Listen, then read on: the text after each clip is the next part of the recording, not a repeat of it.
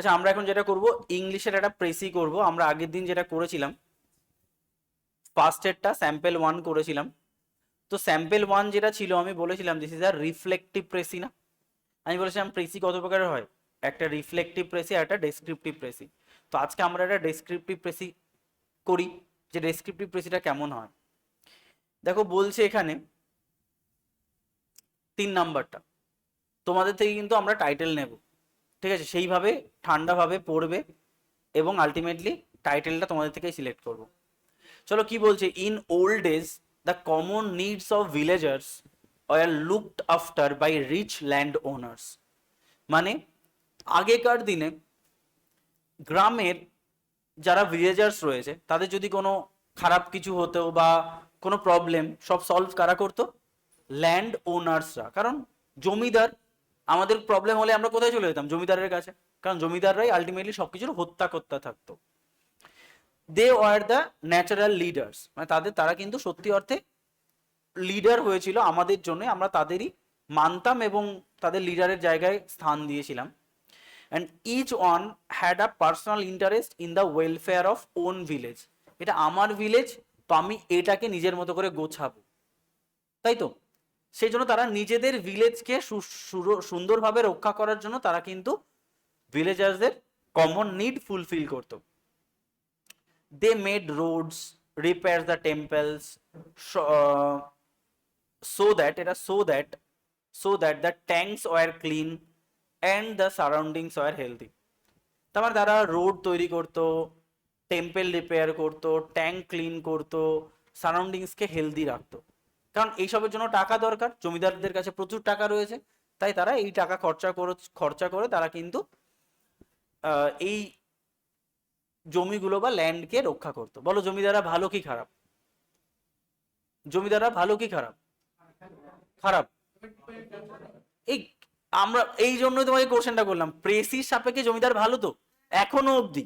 তা তুমি কেন ওই জমিদারে চলে গেলাম? তো প্রেসি করবো, এখন অবধি জমিদার ভালো, এরপরে জমিদার খারাপ হতেও পারে, বাট এখন অবধি জমিদার ভালো, কখনো সিস্টেম থেকে বেরিয়ে যাবে না।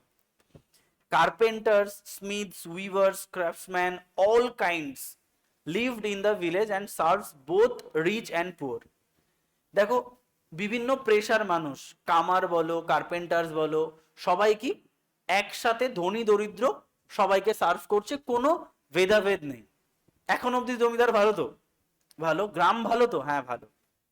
Next, the village was able to provide itself not only with food, ক্লোদিংস, but also education and entertainment. এই ভিলেজগুলো শুধুমাত্র খাওয়া দাওয়া ক্লোথসেই স্বয়ংসম্পন্ন ছিল না, তারা এডুকেশন বা এন্টারটেনমেন্ট সবাই একসাথে। যেমন দেখবে ভিলেজে যখন কোনো অনুষ্ঠান হয়, ফেয়ার হয়, মেলা হয়, তখন দেখবে একসাথে সবাই খুব মজা করে, হই হুল্লা করে। এবং বিভিন্ন ভিলেজে সব থেকে বড় ব্যাপার হচ্ছে সেখানকার লোকগীতি, লোক সংস্কৃতি, এবং দেখবে তাদের যে পুজো পার্বণ। এখানকার পুজো তো পুজোই না, গ্রামের পুজো তুমি যদি দেখো, সেখানের অ্যাকচুয়াল পুজোর অ্যাম্বিয়েন্স পাওয়া যায়। কারণ আমি ছোটবেলা থেকে গ্রামে বিলং করেছি, তো গ্রামে বড় হয়েছি, মানে পুরো মাটিতে বড় হয়েছি। তো সত্যি কথা বলতে সেখানের মানুষরা সত্যি অর্থে পুজো করতো, আর এখানকার মানুষরা প্রতিমা দেখতে যায়, আর ওখানকার মানুষরা পুজো করতে যায়, ভগবানকে ডাকতে যায়। ওরা বিশ্বাস করে ভগবান আছে, আর এখানে দেখে ভগবানকে কি ড্রেস পরানো হয়েছে। কলকাতার পুজো তাই না?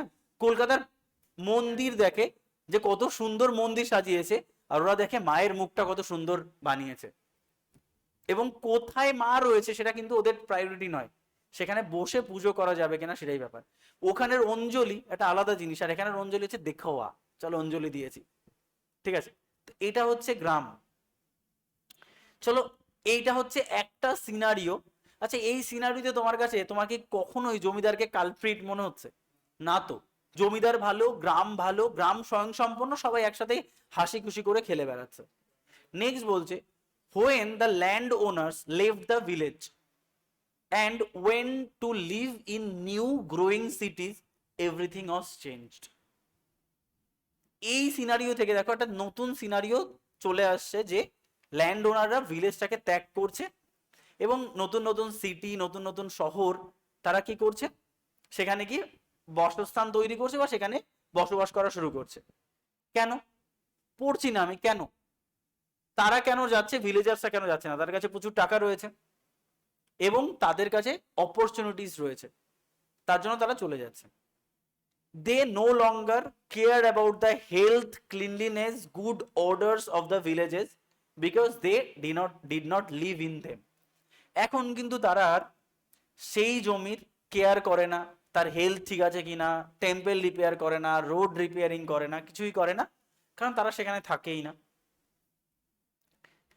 They cared only about the collecting the income from their land.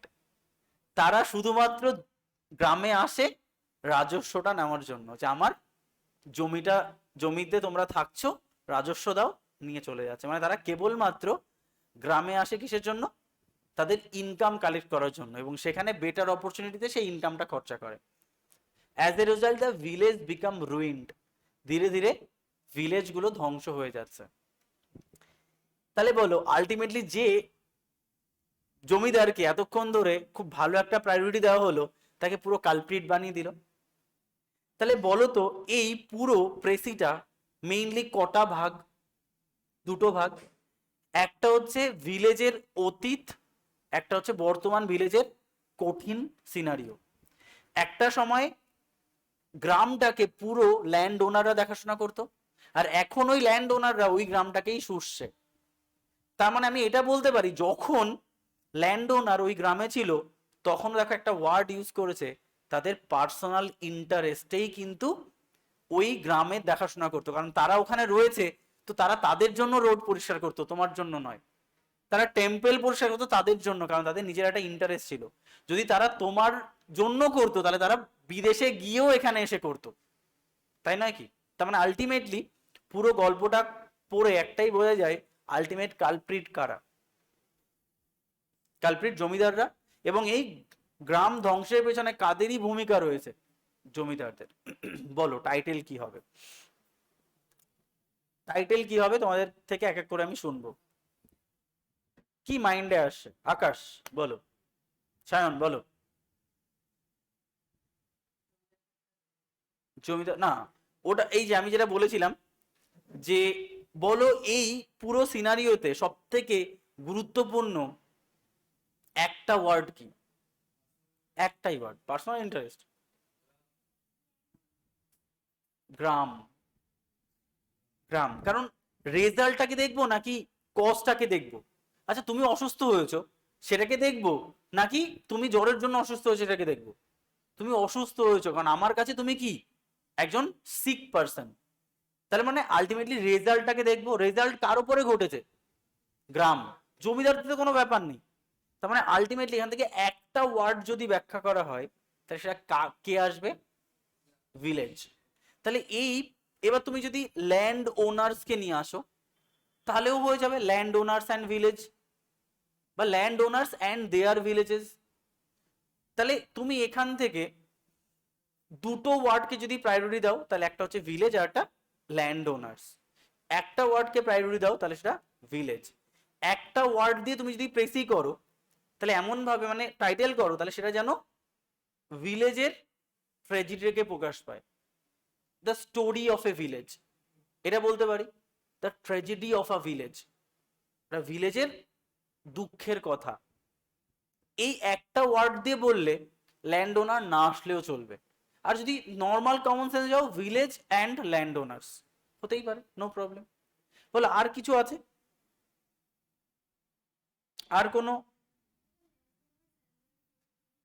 Land owners and their take cares. Village আসছে না তো। ল্যান্ড ওনার তার ওয়াইফকেও তো কেয়ার করতে পারে, তার বাচ্চাকেও কেয়ার করতে পারে, ফলে ভিলেজ আসতেই হবে ওয়ার্ডের মধ্যে। ফলে আমার কিন্তু এভিলিউশন হয় না, এভিলিউশন বায়োলজিক্যাল টার্ম। এভিলিউশন হওয়ার জন্য কোটি কোটি বছর লাগে, আর এটা তো মাত্র 5 বছরের মধ্যে ভিলেজ ড্রয়িং। ফলে এভিলিউশন ওয়ার্ডটা ঠিক না। কন্টেম্পোরারি কি বলো?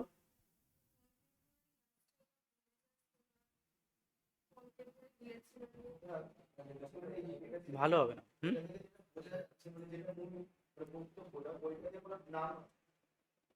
হ্যাঁ, মূল বক্তব্য।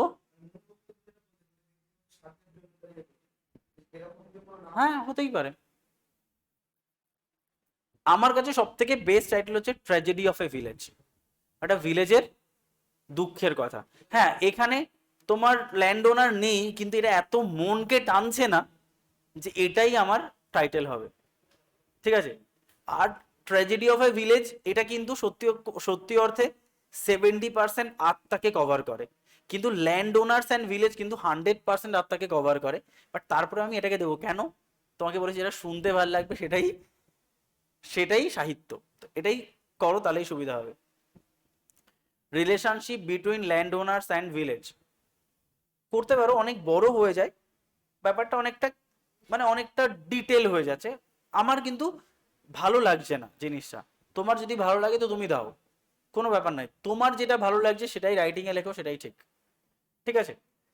তাহলে বলো তো, এই যে পুরো সিনারিওতে প্রেসিটাকে আমরা দুটো ভাগে ভাগ করব, একটা অতীতের কথা, একটা বর্তমানের কথা। বলো তো কোন পোর্শনটা বেশি প্রায়োরিটি পাবে, পরের টুকু নাকি আগের টুকু? দেখো পরের টুকুতে কতগুলো ওয়ার্ড ইউজ করেছে এরা, এখান থেকে শুরু করে এই অবধি, আর পরের টুকু দেখো কত কম ওয়ার্ড ইউজ করেছে। পরের টুকু তারপরেও বেশি প্রায়োরিটি পাবে, কারণ অ্যাকচুয়ালি পরের টুকুই তোমাকে বোঝাতে চাইছে পুরো প্রেসির মাধ্যমে। তো লেখো, লেখো।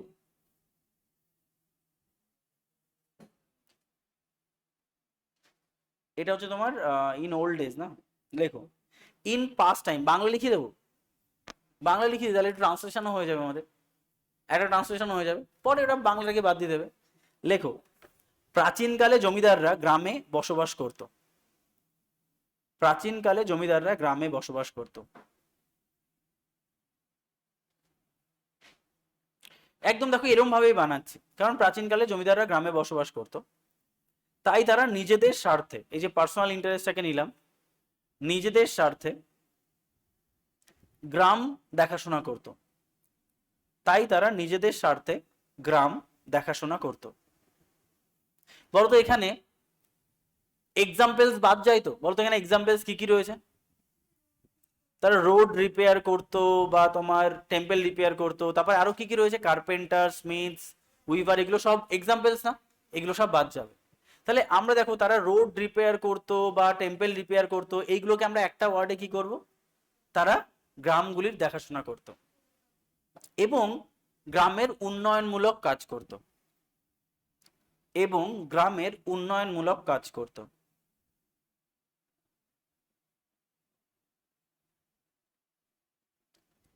দেখো গ্রামগুলি স্বয়ংসম্পন্ন ছিল, ছোট ছোট ওয়ার্ড লিখিয়ে দিয়েছি, লাস্টের প্রেসিটা লেবেলের একটা প্রেসি লিখিয়ে দেবো। গ্রামগুলি স্বয়ংসম্পন্ন ছিল,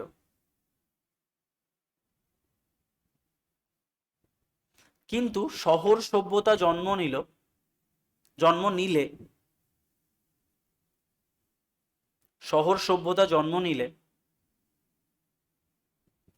জমিদারেরা একে একে শহর চলে যেতে শুরু করলো, বা শহরে চলে যেতে শুরু করলো, বা শুরু করে, যা খুশি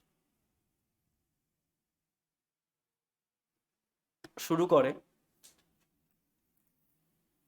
ফলে গ্রাম সম্পর্কে তাদের চিন্তা ভাবনা শূন্য হয়ে যায়, ফলে গ্রাম সম্পর্কে তাদের চিন্তা ভাবনা শূন্য হয়ে যায়,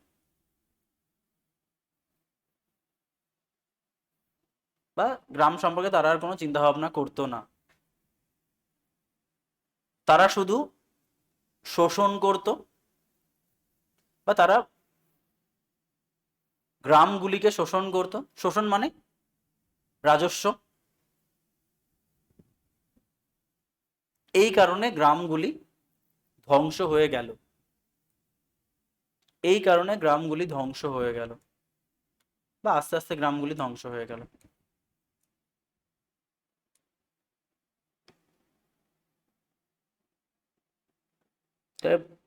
তাহলে ট্রান্সলেশন করি। প্রথম লাইন কি ছিল? প্রাচীনকালে জমিদাররা গ্রামে বসবাস করত। লেখো in past time comma land owners lived in villages, বা লিভড ইন ভিলেজ, গ্রামে বলেছি তো, ল্যান্ড ওনার বা ল্যান্ড ওনার্স করতে পারো, ভিলেজেসও করতে পারো। In past time the land owners lived in villages, তাই করে দাও। তার অনেকগুলো ল্যান্ড ওনার, অনেকগুলো ভিলেজেস। তারপরে লাইনটা কি ছিল? তাই তারা নিজেদের স্বার্থে গ্রামগুলো দেখাশোনা করতো। লেখো, they looked after they looked after the villages for their own interest. They looked after the villages for their own interest. They looked after the villages for their own interest. তারপর লাইনটা কি? তারা গ্রামের উন্নয়নমূলক কাজ করতো। লেখো, they worked for the development of those villages. They worked for the development of those villages. They worked for the development of those villages. গ্রামগুলো স্বয়ংসম্পন্ন ছিল না। The villages were self-sufficient by their own. The villages were self-sufficient by their own. The villages were self-sufficient by their own.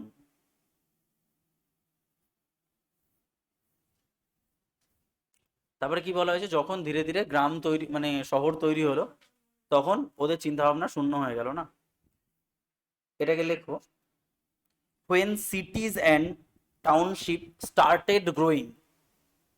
when new সিটিজ করে দাও তাহলে ভালো হবে। when new সিটিজ, নতুন নতুন বলেছে তো, new সিটিজ and township, TOWNSHIP, township started growing, comma,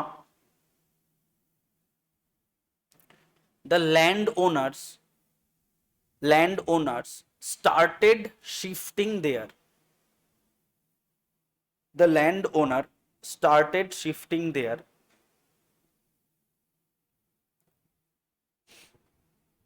Full stop. তারা গ্রাম সম্পর্কে কোনো চিন্তা ভাবনা করতো না। So they did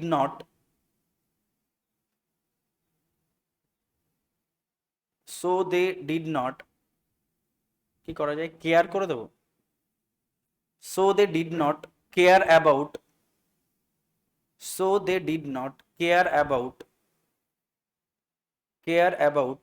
the villages anymore.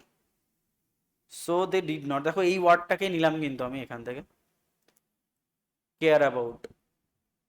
So they did not care about the villages anymore.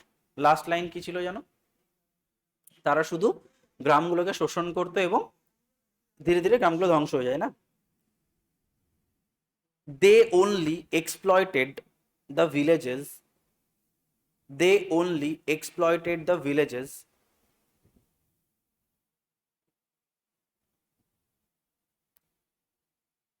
So the villages were ruined বা destroyed. ruined যেহেতু এখানে রয়েছে, এখান থেকেও নিতে পারো ruined, আর যদি মনে করো destroyed করবে তো destroyedও করতে পারো। They only exploited the villages, so the village gradually ruined. The villages were gradually ruined, বা gradually the villages were ruined. gradually মানে ধীরে ধীরে, gradually add করে দিতে পারো।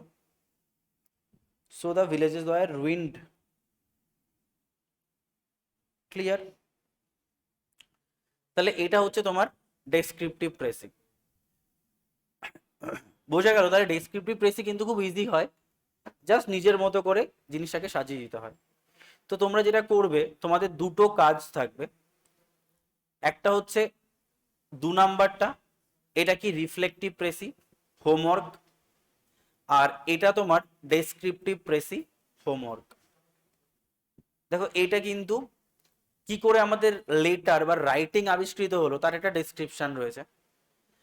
আর এটা হচ্ছে তোমার প্রত্যেকটা মানুষের নিজস্ব কিছু কাজ থাকে। তুমি প্রকৃতি থেকে শুধুমাত্র ভক্ষণই করে যাবে, this is not the rule of life. তোমাকে কিছু না কিছু প্রকৃতির জন্য করতে হবে। তাহলে প্রত্যেকটা মানুষ তবেই কিনা একটা দেশ ডেভেলপিং থেকে ডেভেলপ জায়গায় পৌঁছাবে। কেন? তুমি যদি প্রকৃতির জন্য কিছু করো তবেই। আর যে মানুষটা প্রকৃতির জন্য কিছু করছে না, সে প্রকৃতির কাছে বোঝা ছাড়ার কিছুই নয়।